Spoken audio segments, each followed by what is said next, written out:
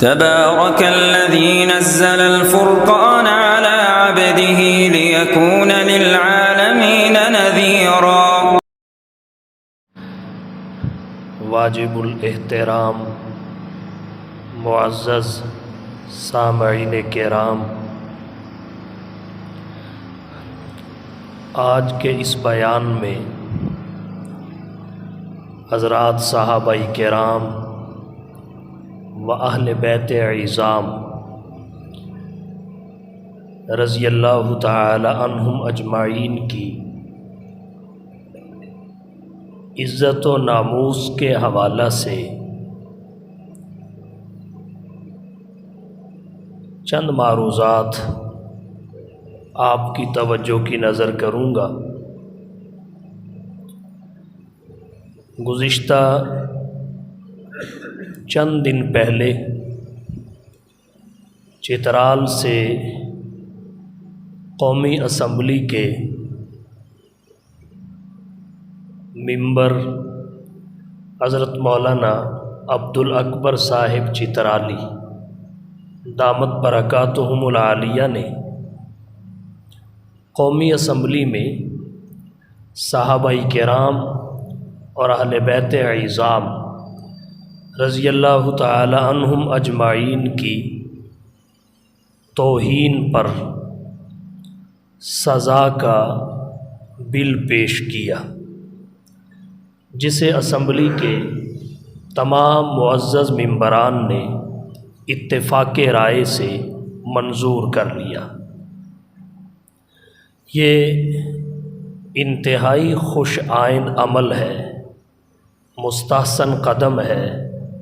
اللہ تعالیٰ اسے اگلے مراحل میں کامیابی عطا فرمائے، سینٹ سے پاس ہو کر یہ بل باقاعدہ قانون بن جائے، اسلام کی محترم اور مقدس شخصیات کی عزت و احترام لازمی اور یقینی طور پر ہونے لگے۔ یہ بہت ضروری بھی ہے اور ہم سب پر فرض اور قرض بھی ہے۔ آج کے بیان میں صحابہ و اہل بیت اور ان کے تحفظ و دفاع کی اہمیت پر چند معروضات پیش کروں گا۔ سب سے پہلی بات یہ ہے، صحابہ اور اہل بیت کا تحفظ ضروری کیوں ہے؟ اس کی بہت ساری وجوہات ہیں۔ سب سے پہلی وجہ یہ ہے، صحابہ و اہل بیت کا تحفظ اس لیے ضروری ہے کہ ہمارا اخلاقی فریضہ ہے، عقل و نقل کا تقاضا ہے۔ ہمارا اخلاقی فریضہ تو اس طرح ہے کہ صحابہ کرام ہمارے محسن ہیں، اہل بیت عظام ہمارے محسن ہیں۔ انہوں نے اللہ کے نبی کے دین کی امانت ہم تک بحفاظت منتقل کی، من و عن پہنچائی، اور اس کے لیے جن تکالیف اور مصائب سے انہیں گزرنا پڑا وہ تاریخ کے اوراق میں محفوظ ہیں، حدیث اور سیرت کی کتابیں ان سے بھری ہوئی ہیں۔ یہ آسانی کے ساتھ انتقال نہیں ہوا، یہ امانت بڑی مشکلات کے بعد ہم تک پہنچی ہے، اور انہوں نے ہر قسم کی قربانی دی ہے۔ تو وہ ہمارے محسن ہیں، اور اپنے محسن کا تحفظ اور دفاع انسان کا اخلاقی فرض ہوتا ہے۔ عربی کا ایک مقولہ ہے، الانسان عبد الاحسان، انسان احسان کا بندہ ہے، مطلب اپنے محسن کا شکر گزار بن کر رہتا ہے۔ امام غزالی رحمۃ اللہ علیہ کی احیاء العلوم میں یہ مقولہ مذکور ہے۔ تو جب انسان اپنے محسن کا شکر گزار بن کے رہتا ہے، صحابہ حضور کے بعد ہمارے سب سے بڑے محسن ہیں، اہل بیت ہمارے حضور کے بعد سب سے بڑے محسن ہیں، تو ان کی شکر گزاری ہمارا اخلاقی فرض ہے، ان کا تحفظ اور دفاع ہمارا اخلاقی فرض ہے۔ اس لیے ہمیں ان کا احترام کرنا چاہیے، ان کی عزت کرنی چاہیے اور ان کی توہین اور تنقید سے بچنا اور بچانا چاہیے۔ اس لیے صحابہ کرام کا تحفظ ضروری ہے، اہل بیت اعظام کا تحفظ ضروری ہے۔ عقل و نقل کا تقاضا بھی ہے۔ نقل اور عقل دونوں اس بات پر متفق ہیں کہ صحابہ و اہل بیت کے ناموس کا تحفظ کیا جائے۔ عقل کہتی ہے ان کا تحفظ اس لیے ضروری ہے کہ صحابہ و اہل بیت کا تحفظ اور اغیار کی طرف سے ہونے والے حملوں سے صحابہ اور اہل بیت کا دفاع، یہ عقل کا تقاضا اس لیے ہے کہ یہ صرف ان کا دفاع نہیں ہے، اس میں ہم سب کا شخصی دفاع ہے۔ شخصی دفاع اس طرح، ہمارا ایمان تب ہی محفوظ رہے گا جب صحابہ کرام کی ذوات محفوظ رہیں گی، کیونکہ ہمارے ایمان کی بنیاد صحابہ کے ایمان پر ہے۔ اگر کوئی شخص صحابہ کو مومن تسلیم نہیں کرتا تو وہ اپنا ایمان کسی بھی صورت ثابت نہیں کر سکتا۔ اہل بیت اطہار کو مومن تسلیم نہیں کرتا تو وہ اپنے ایمان کو دنیا کی کسی دلیل سے ثابت نہیں کر سکتا۔ اسی طریقے سے اسلام ہمیں ان تک پہنچا ہے، اگر وہ راوی ہی مجروح اور مخدوش ہو گئے تو روایت صحت کے ساتھ برقرار کیسے رہ سکے؟ تو انسانی عقل بھی اس بات کا تقاضا کرتی ہے کہ ان کو تحفظ فراہم کیا جائے، ان پر ہونے والے حملوں کو روکا جائے اور ان پر ہونے والے حملوں کو غیر مؤثر کیا جائے، شکوک و شبہات کا ازالہ کیا جائے، ان کی اسلام میں آئینی حیثیت کو واضح کیا جائے، حقیقی پوزیشن کو اجاگر کیا جائے، اس لیے کہ ان کا تحفظ فقط ان کا تحفظ نہیں ہے، ہم سب کا شخصی تحفظ ہے۔ اگر صحابہ کرام کا تحفظ نہ ہوا، وہ غیر محفوظ ہو گئے، تو شخصی طور پر ہم سب غیر محفوظ ہو جائیں گے، کیونکہ ایمان سے لے کر اسلام تک ہماری ہر خیر کی بنیاد صحابہ کرام پر ہے۔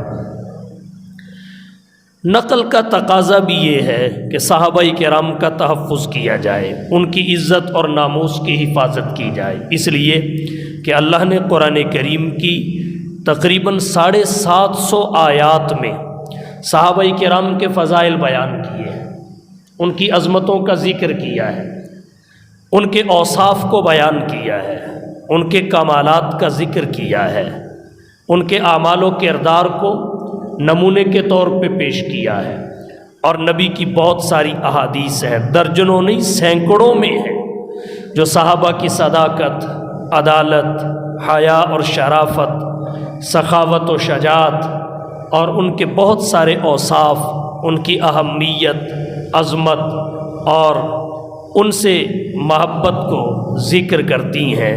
تو نقل کا تقاضا بھی یہ ہے کہ صحابہ کرام اور اہل بیت اعظام کی عزت و ناموس کی حفاظت کی جائے اور ان کی ہر قسم کی بے توقیری سے بچا جائے۔ اللہ نے قرآن کریم میں انہی کے لیے کہا ہے لیکن اللہ حبب الیکم الایمان وزینہ فی قلوبکم وکرہ الیکم الکفر والفسوق والعصیان اولئک هم الراشدون۔ اللہ فرماتے ہیں لیکن اللہ حبب الیکم الایمان، اللہ نے تمہارے لیے ایمان کو پسند کر لیا۔ اللہ نے صحابہ کے لیے ایمان کو پسند کیا، اہل بیت کے لیے ایمان کو پسند کیا۔ اب اگر کوئی شخص ان کے ایمان کو تسلیم نہیں کرتا اور ان کی نسبت کفر کی طرف کرتا ہے، ان کی نسبت غیر ایمان کی طرف کرتا ہے، تو وہ اللہ کی پسند کو ناپسند کرنے والا ہے۔ اور اللہ کی پسند کو ناپسند کرنے والا کس جگہ پہ کھڑا ہوتا ہے، یہ مجھے اور آپ کو بخوبی اندازہ ہونا چاہیے۔ لیکن اللہ حبب الیکم الایمان، پھر اللہ تعالیٰ نے ان کے لیے ایمان کو پسند کر لینے کے بعد آگے کیا کیا؟ فرمایا زینہ فی قلوبکم، اسے تمہارے دلوں میں مزین کر دیا۔ سجا دیا۔ ہم قیمتی چیز کو خوبصورت الماری میں رکھتے ہیں، مضبوط الماری میں سجاتے ہیں۔ اللہ تعالیٰ نے ایمان کو رکھنے کے لیے سب سے خوبصورت اور محفوظ جگہ صحابہ کے سینوں کو پایا، صحابہ کے دلوں کو پایا۔ زینہ فی قلوبکم۔ اور پھر جو ایمان کے منافی امور تھے، ایمان کے تقاضوں کے برعکس تھے، اللہ نے انہیں صحابہ کے قریب سے بھی نہیں گزرنے دیا۔ فرمایا کرہ الیکم الکفر والفسوق والعصیان۔ اللہ نے کفر کو تمہارے لیے ناپسند کیا۔ جب اللہ کفر کی نسبت اور کفر کو صحابہ کے لیے ناپسند کرتے ہیں تو دنیا الٹی بھی لٹک جائے، صحابہ کرام کو مطعون کرنے لگے تو وہ صحابہ کا کچھ نہیں بگاڑ سکتے، کیونکہ جس عدالت میں فیصلے ہوتے ہیں، جس عدالت میں مرتبے تقسیم ہوتے ہیں، جس ذات سے رتبے ملتے ہیں، وہ ذات صحابہ کرام کے بارے میں سند اور سرٹیفکیٹ قرآن میں نازل کر چکی ہے۔ اب صحابہ دشمن کچھ بھی کر لے، ان کی حیثیت میں فرق نہیں ڈال سکتے۔ کرہ الیکم الکفر، کفر کو اللہ نے صحابہ کے لیے ناپسند کیا، والفسوق، فسق کو، نافرمانی کو، والفسوق والعصیان، اور پھر دنیا کو کہا اولئک هم الراشدون، وہی لوگ جن کے لیے اللہ نے یہ سب کچھ کہا ہے ہدایت پر ہیں، راشدون ہیں۔ اگر تم راہ ہدایت چاہتے ہو تو تمہیں ان کا دامن تھامنا پڑے گا، ان کا پلہ پکڑنا پڑے گا، ان کی عزت و احترام کرنا پڑے گا۔ لے شوق سے نام صحابہ کا، لے شوق سے نام صحابہ کا، کر چرچا عام صحابہ کا، گر طلب ہے تجھ کو جنت کی تو پلہ تھام صحابہ کا۔ اور اہل بیت اطہار کا تذکرہ بھی اللہ نے قرآن میں کیا، نبی نے اپنی احادیث میں کیا۔ انما یرید اللہ لیذہب عنکم الرجس اہل البیت ویطہرکم تطہیرا۔ یہ تطہیر بہت بڑی عظمت ہے جو اللہ کی طرف سے نبی کے اہل بیت کو ملی ہے، نبی کی بیویوں کو ملی ہے، ازواج مطہرات کو ملی ہے، امہات المومنین کو ملی ہے، اور پھر ان کی وساطت سے نبی کی اولاد کو، اولاد در اولاد کو ملی ہے۔ اللہ کے نبی نے فرمایا احبوا اہل بیتی لحبی، میرے اہل بیت سے اس لیے محبت کرو کہ مجھے ان سے محبت ہے۔ احبوا اہل بیتی لحبی، میرے اہل بیت سے اس لیے محبت کرو کہ مجھے ان سے محبت ہے۔ اور یہی بات حضور نے صحابہ کے لیے فرمائی۔ سنن الترمذی میں حدیث آتی ہے، جناب نبی کریم صلی اللہ علیہ وسلم نے فرمایا اللہ اللہ فی اصحابی لا تتخذوہم غرضا بعدی، میرے صحابہ کے بارے میں اللہ سے ڈرنا، اللہ سے ڈرنا۔ دنیا میں تو شاید تمہیں کوئی کچھ نہ کہے، قانون بنے نہ بنے، لیکن اللہ کا قانون بڑا سخت ہے۔ اللہ اللہ فی اصحابی، اللہ سے ڈرنا، اللہ سے ڈرنا کس بارے میں؟ فرمایا فی اصحابی، میرے صحابہ کے بارے میں۔ لا تتخذوہم غرضا بعدی، میرے بعد انہیں ہدف تنقید نہ بنانا۔ فمن احبہم فبحبی احبہم، جس نے ان سے محبت کی میری محبت کی وجہ سے کی۔ صحابہ کی محبت دراصل نبی کی محبت کی وجہ سے ہے، صحابہ کا احترام نبی کے احترام کی وجہ سے ہے، صحابہ کی عزت نبی کی عزت کی وجہ سے ہے، صحابہ کی قدر نبی کی نسبت کی وجہ سے ہے۔ فمن احبہم فبحبی احبہم، جو نبی کو نہیں مانتا وہ صحابہ کو کہاں مانتا ہے؟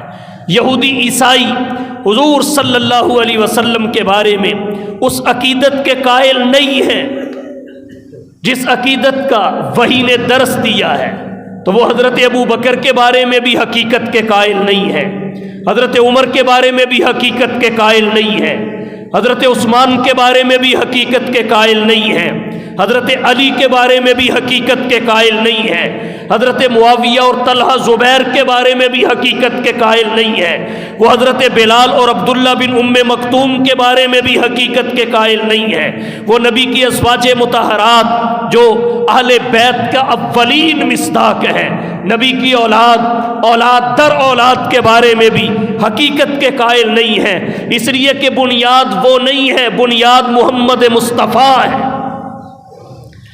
اس لیے فرمایا فمن احبہم فبحبی احبہم، جو ان سے محبت کرے گا وہ میری محبت کی وجہ سے کرے گا، ومن ابغضہم فببغضی ابغضہم، اور جو ان سے بغض رکھے گا وہ میرے بغض کی وجہ سے رکھے گا۔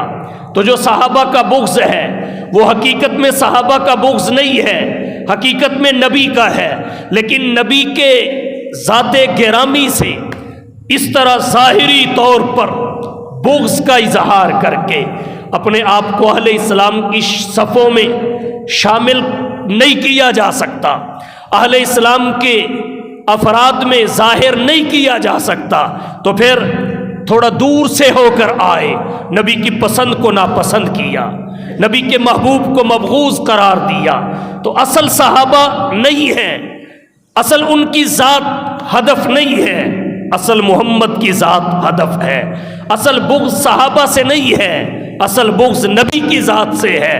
تو جس جس سے نبی کی محبت ہے یا جس جس کی وجہ سے نبی کا پیغام پہنچا، جس جس نے نبی کی سیرت کی حقیقی تصویر پیش کی، وہ صحابہ ہوں یا اہل بیت، تو ان سے بغض ہے۔ صحابہ کرام کا بغض تو ظاہر ہے اور اہل بیت سے بھی بغض ہے۔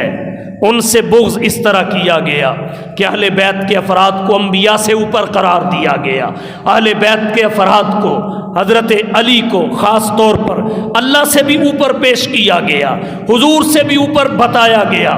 یہ بھی تو بغض ہے، لیکن اس کا انداز اور ہے۔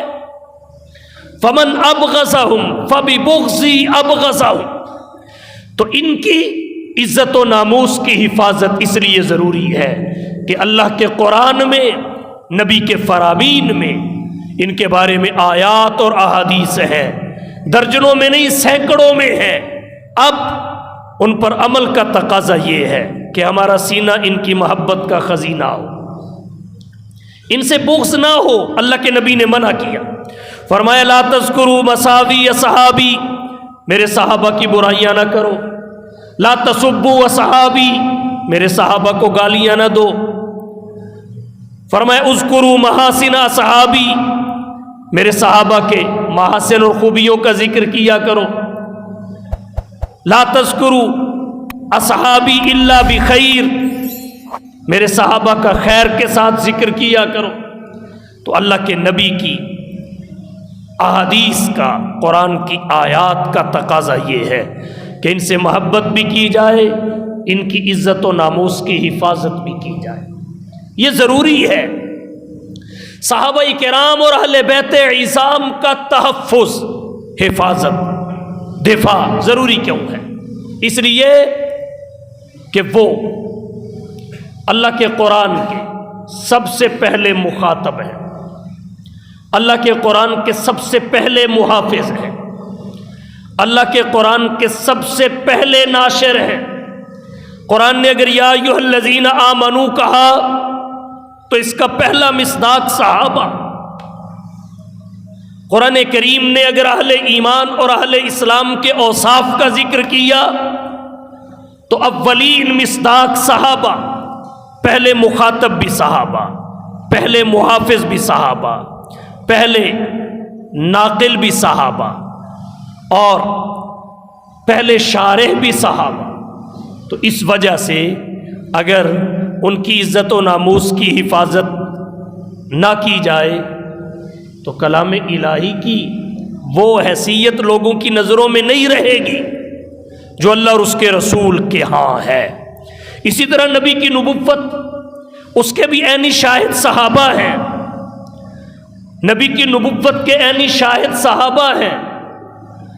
وہ بتائیں گے کہ محمد بن عبداللہ بن عبد المطلب بن ہاشم بن عبد مناف بن قصی بن کلاب بن مرہ، یہ ذات ہے، یہ وہ محمد ہے جسے قرآن نے محمد الرسول اللہ کہا ہے، یہ وہ ذات ہے جس کے ہاتھ پہ صحابہ نے بیعت کی ہے، بیعت اسلام کی، بیعت جہاد کی، بیعت طریقت کی، یہ ہے وہ ذات۔ نبی کی نبوت کے گواہ بھی صحابہ ہیں،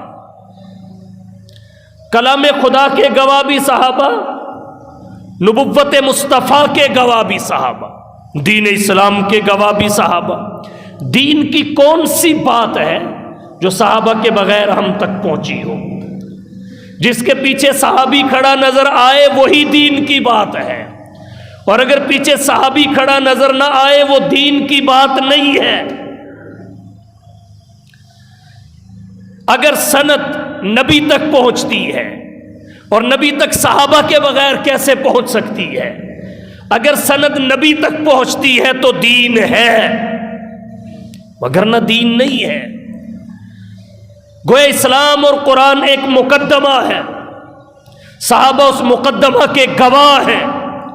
اسلام اور قرآن ایک دعویٰ ہے، صحابہ اس کے دلائل ہیں۔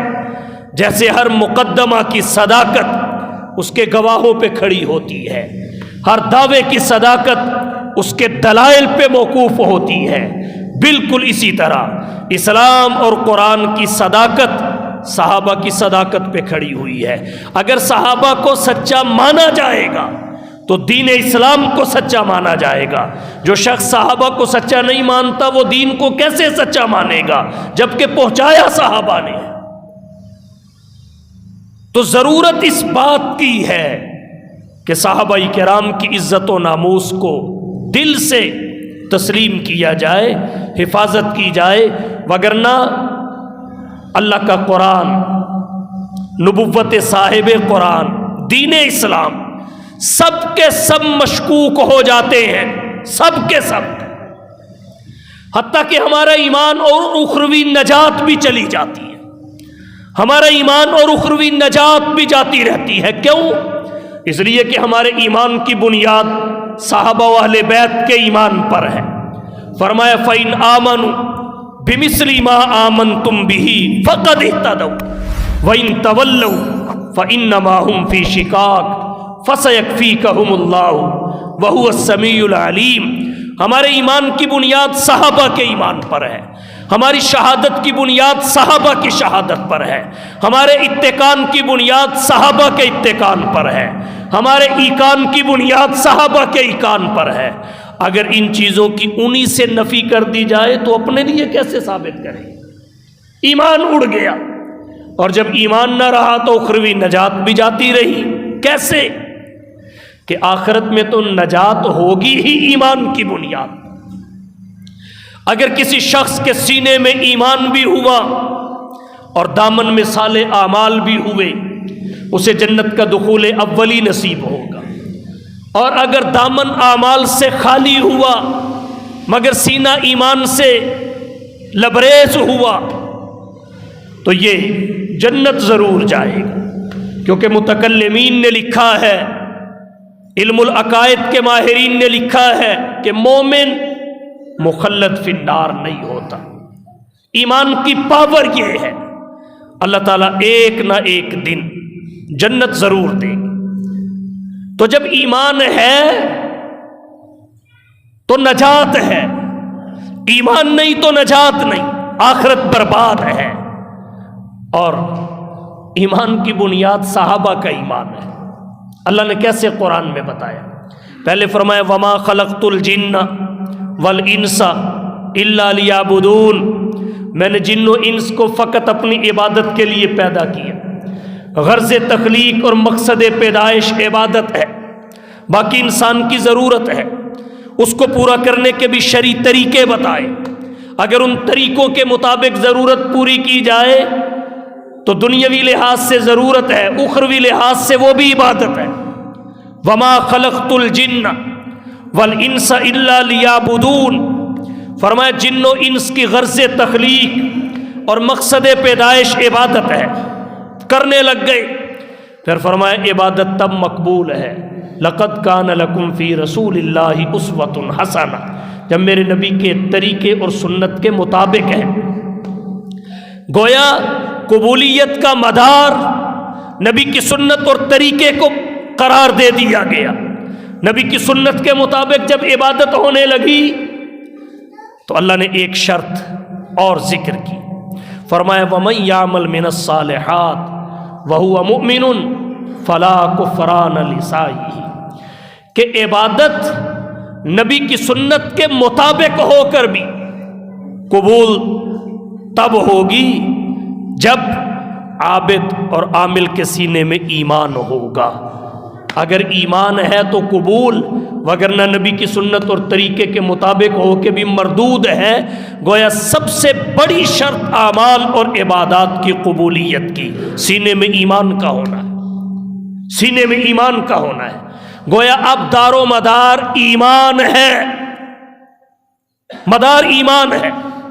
اور پھر اللہ نے صاف کہہ دیا فَإِنْ آمَنُوا بِمِثْلِ مَا آمَنْتُمْ بِهِ فَقَدِ اهْتَدَوْا وَإِنْ تَوَلَّوْا فَإِنَّمَا هُمْ فِي شِقَاقٍ فَسَيَكْفِيكَهُمُ اللَّهُ وَهُوَ السَّمِيعُ الْعَلِيمُ۔ اور ایمان وہ ہے جو صحابہ کے ایمان سے بندھا ہوا ہے، پھر ہی ایمان ہے۔ ان سے ہٹ کر کون سا ایمان، ان کو چھوڑ کر کون مومن، ان کے علاوہ کے پاس کون سا اسلام۔ آج صحابہ کرام اور اہل بیت عظام کے بارے میں جو نازیبہ گفتگو ہمارے ملک میں ہوتی ہے، ٹکے ٹکے کے لوگ صرف رلانے اور پیسہ کمانے کے لیے صحابہ و اہل بیت کے بارے میں ایسی ایسی بکواسات کرتے ہیں کہ عقل اور خرد انہیں تسلیم ہی نہیں کرتی۔ اور یہ کتنی بڑی بدبختی ہے، کتنی بڑی بدبختی۔ حضور کی نبوت عالمگیر ہے کہ نہیں؟ آپ کی نبوت آفاقی ہے کہ نہیں؟ نبی کا پیغام عالمگیر ہے کہ نہیں؟ اللہ اپنے نبی کو کل کائنات کے لیے نبی بنا کے بھیجیں اور چند لوگ یہ کوشش کریں کہ 4 افراد میں بند کر دیا جائے، اور ان میں بھی ایک نبی کا داماد ہو، ایک نبی کی بیٹی ہو، 2 نبی کے نواسے ہو۔ اتنا بڑا نبی، عالمین کا نبی۔ فرمایا قل، حبیب اعلان کر دیجئے، یا ایھا الناس انی رسول اللہ الیکم جمیعا، میں تم سب کی طرف اللہ کا رسول بن کے آیا ہوں۔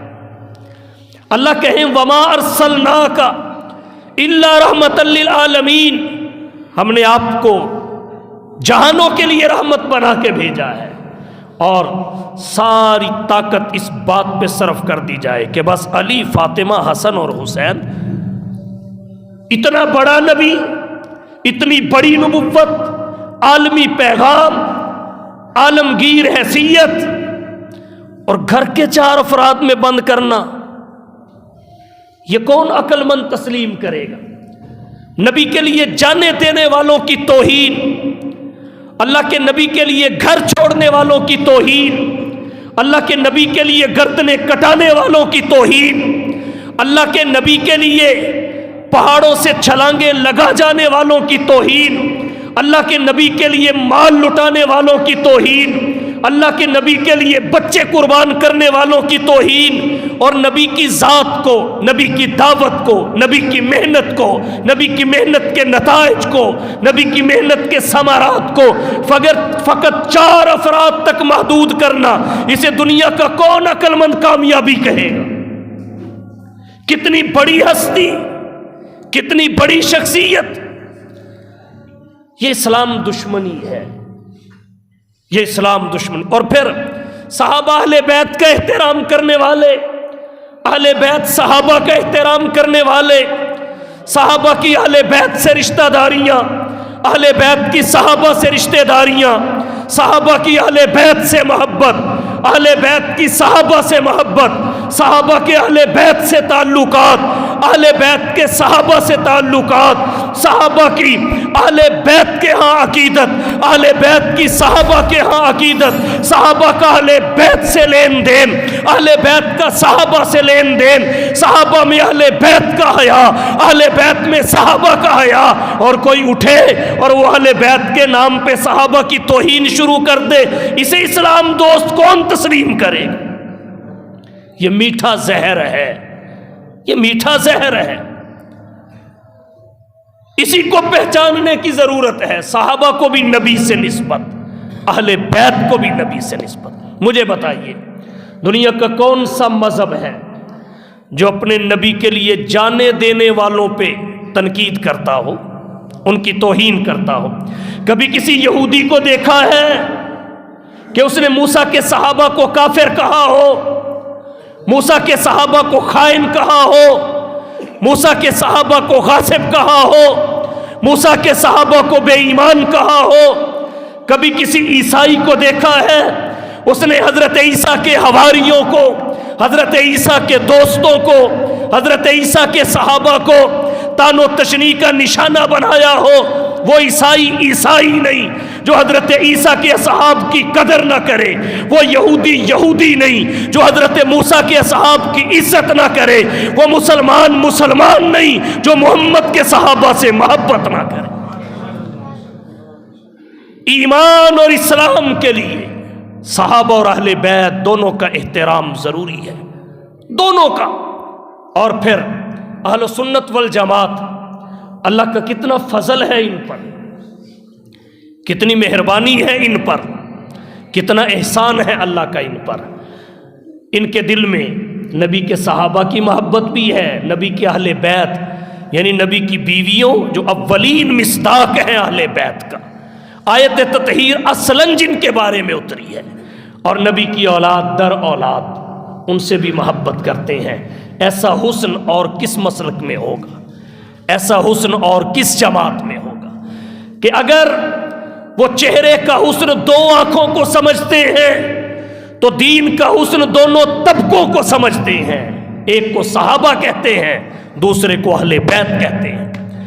اگر نبی کے دین کے مخاطب، محافظ اور ناشر صحابہ کو سمجھتے ہیں تو اہل بیت کو بھی سمجھتے ہیں۔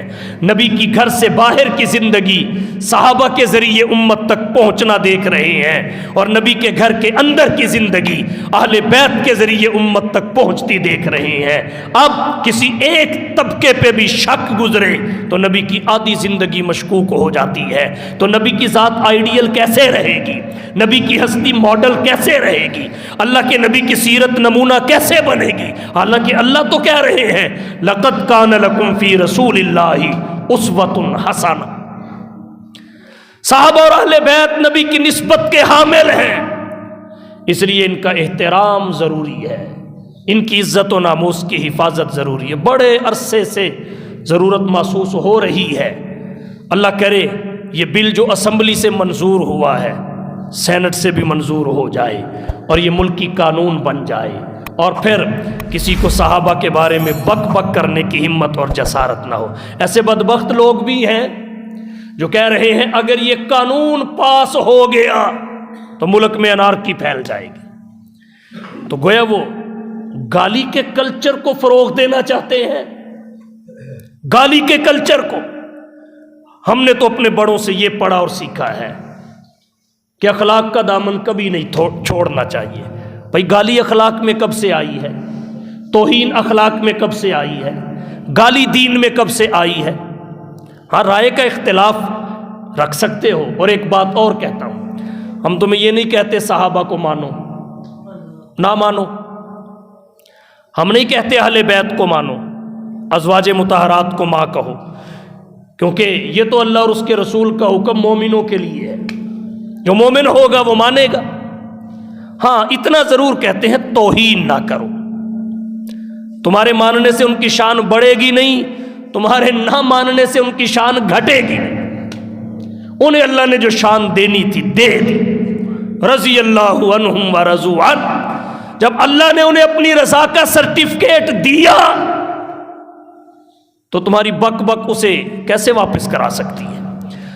جب اللہ نے ان کے لیے کلم وعد اللہ الحسنى کہا تو کسی کا تبرہ جنت کو ان سے کیسے چھین سکتا ہے؟ تو بالکل نہیں کہتے صحابہ کو مانو، نہ مانو، لیکن انہیں گالی نہ دو، ان کی توہین نہ کرو۔ ہم نہیں کہتے مانو، کیونکہ تمہارے ماننے سے ان کی شان میں اضافہ نہیں ہوتا اور نہ ماننے سے ان کی شان میں کمی نہیں آتی۔ ہاں اتنا ہے کہ توہین نہ کرو، کیونکہ یہ اخلاق کے بھی مخالف ہے۔ اعلیٰ اخلاق اور شرافت اس سے بہت دور ہے، نبی کا دین بھی اس سے بہت دور ہے۔ یہ اربوں مسلمانوں کے جذبات کو مجروح کرنا ہے، اربوں مسلمانوں کے جذبات۔ اور پھر وہی بات، اللہ کا کتنا احسان ہے اہل و سنت والجماعت پر۔ ان کے دل میں اگر ابو بکر ہیں تو علی بھی ہیں، ان کے دل میں اگر عمر ہیں تو حسن اور حسین بھی ہیں، ان کے دل میں اگر معاویہ ہیں تو حسنین بھی ہیں، ان کے دل میں صحابہ ہیں تو اہل بیت بھی ہیں۔ اللہ تعالی ہمیں اسی پر موت دے اور دونوں کی محبت کو ہمارے دلوں میں پختہ اور راسخ کرے۔ میں خراج تحسین پیش کرتا ہوں مولانا عبد الاکبر صاحب چترالی کو، جنہوں نے اسمبلی میں بل پیش کیا، اور اسمبلی کے تمام معزز ممبران کو جنہوں نے اتفاق رائے سے اسے منظور کیا۔ یہ ہر سنی کے دل کی آواز ہے۔ اس کے لیے سینکڑوں نہیں ہزاروں مسلمانوں نے، علماء اور عوام نے اپنی جانوں کا نذرانہ پیش کیا ہے۔ یہ وقت کی اہم ضرورت ہے، ہمارے وطن کی اہم ضرورت ہے۔ اگر اس ملک میں حد کے عزت پر داد رسی کا قانون ایک ریڑھی والے کے لیے موجود ہے تو کیا وجہ ہے کہ نبی کے صحابہ کے لیے موجود نہ ہو؟ اس میں ہمارے ملک کا استحکام ہے۔ یہ مٹھی بھر لوگ ہیں جو کہتے ہیں گالی سے روکو گے تو انارکی پھیلے گی، اگر گالی سے روکو گے تو ملک میں داخلی انتشار ہوگا۔ بھائی عقل مند سمجھتا ہے کہ ملک کا استحکام تہذیب کے ساتھ وابستہ ہے، دین کے ساتھ وابستہ ہے، اخلاق کے ساتھ وابستہ ہے، بڑوں کی عزت و احترام کے ساتھ وابستہ ہے۔ اللہ تعالی ہم سب کو سمجھنے اور عمل کرنے کی توفیق بخشے۔ وآخر دعوانا ان الحمدللہ۔